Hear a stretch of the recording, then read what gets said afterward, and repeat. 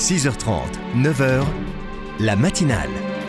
Isabelle de Gomin de La Croix, l'Hebdo, nous a rejoint. Bonjour Isabelle. Bonjour Stéphanie. Le procès de Bernard Prénat s'est terminé vendredi. Le jugement de cet ancien prêtre accusé d'agression sexuelle sur mineur sera rendu le 16 mars.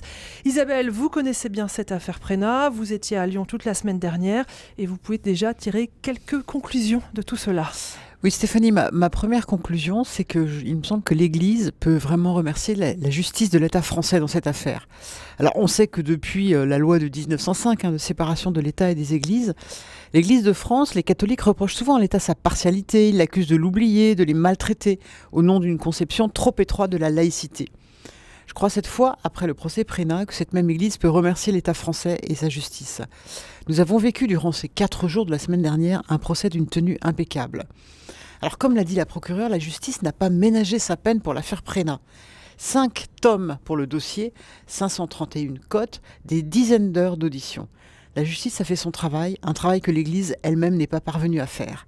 Elle a mis au cours d'une audience publique, à nu, toute la perversité, le mode opératoire effroyable d'un homme, Bernard Prénat, 74 ans aujourd'hui. Jamais ni les juges ni les avocats n'ont fait le procès de l'Église. À chaque fois, ils ont ramené soigneusement les débats sur la responsabilité et la liberté de Prénat lui-même, qui n'a du coup pas pu s'abriter derrière son institution pour se défausser. La justice française a donc jugé un homme, mais un homme d'Église, avec sa vision tordue du sacerdoce, de l'autorité, de la gouvernance, sa conception aussi du péché et de la confession, comme capable d'effacer d'un coup de baguette magique toutes ses agressions. Sa confusion aussi entre ce qu'il relevait pour lui de son statut de prêtre, le catéchisme, la messe, où explique-t-il, il n'agressait jamais, et le reste. Drôle de conception d'une vie chrétienne unifiée. Son incapacité enfin à voir des personnes en situation d'égal à égal. Il avait juste ses petits scouts, comme il disait, et les parents qu'il considérait du haut de son autorité du prêtre comme ses ouailles. L'Église avait bien mené, non sans mal, vous allez me dire, un procès ecclésiastique pour réduire le père Prénat à l'état laïque.